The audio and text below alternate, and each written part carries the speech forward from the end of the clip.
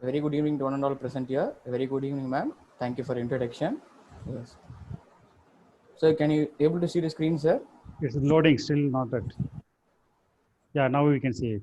Okay. Yes. So my topic is about the understanding the role of the Asian Development Bank in promoting the good governance and in public administration. Yes. So what is this Asian Development Bank? So the aim of this bank, which was started in the year some 1966, because to reduce the poverty in the Asia Pacific regions, which would have the inclusive growth and the sustainable growth and the regional integration. Whereas in the 1960s, the Asian countries were become poor countries and uneducated and poor countries. So to need to develop that, this Asian Development Bank was started, and with that, some 80% of investment was on the public sector, which is on the public sector, where it invests on the infrastructures, the health, the public administration system. This is where the main concept of my topic. So this public administration system and helping the nations to grow and the impact of the climate change and to manage the natural resources. So the ADB is also working on to reduce the impact which we are having because of the climate changes and to manage the natural resources. Whereas this ADB, this Asian Development Bank, which says on the governance, is where there was a policy paper which was entitled on the October 1995, which states that the governance, they define the governance as the manner in which the power is exercised in the management of countries, economic and the resources for development, the social resources for development. They define this governance as the follows, and they have given two dimensions of governance, whereas the political dimension and the economical dimension, whereas the political dimension is where democracy, the human rights, and the social resources. It comes under the political, and also the economical dimension, which lead to the governance of a nation or a state. So, which it gives us the efficient management of the public resources, whereas the public resources can be classified, whereas the natural resources, the human resources, and all we can be set to this.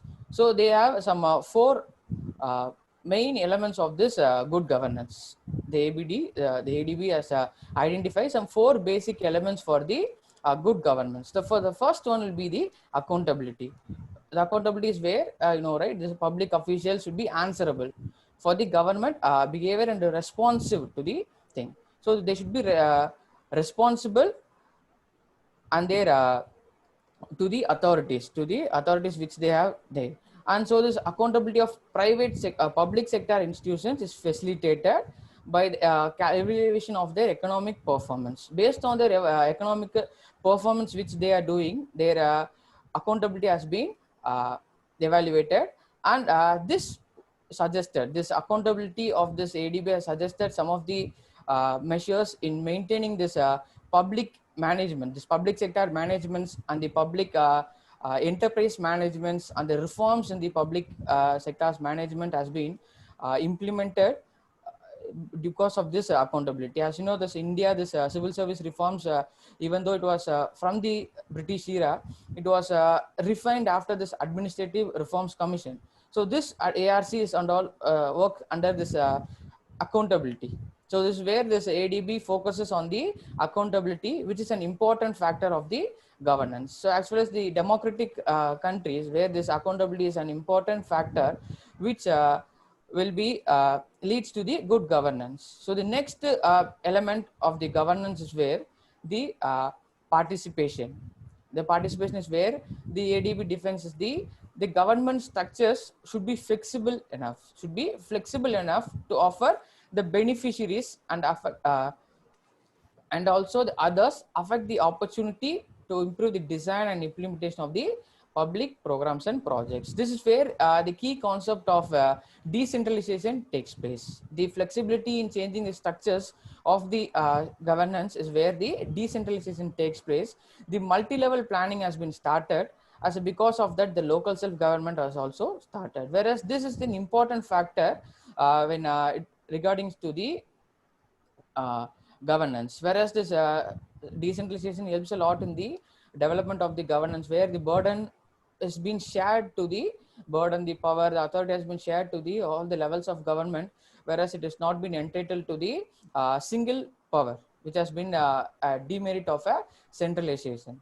And so this the specific areas of action would be the development of the participatory thing. So this where the all the levels will be having their developments, they will be participating it and they will be developing it. The local governance where the important factor and the important advancement in the democracy, where this administration and the governance will be done efficiently with the participation. So what comes with this participation in the sense, the transparency will be there. The transparency between the levels of government will be there, and that is the third element of the good governance. So this with this transparency, the information should be made available, right? This to the general public, where we have the data we can get from the public sector. From the public sector we can get, and there should be the clarity to the rules and regulations should be there.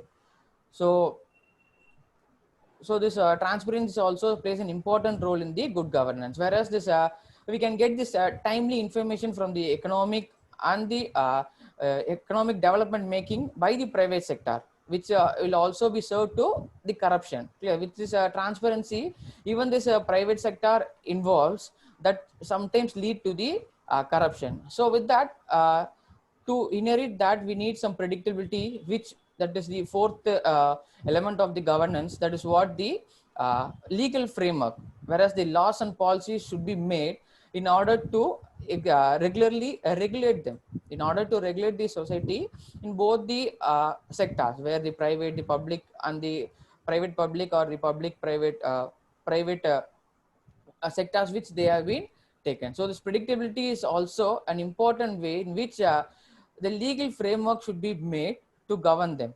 So these are the main four basic elements of the governance which has been given by the Asian Development Bank. And so this regarding to this public administration, where there are some five aspects which they are giving this public administration mainly focuses on. So that is where the leadership. So the leadership is that where based on the state leader and the political ideologies that will uh, take the role in the critical planning, the planning of the state or the nation based on their leadership. If their leadership quality or their aspect is not favorable to the state, or it is not so one-sided, then the administration become a failure in the state. So the next thing is a vision, is where the goal of the policy, whereas the goal and the objective should be very clear. When they are making a plan, their goal and the objective should be very clear. So that is one of the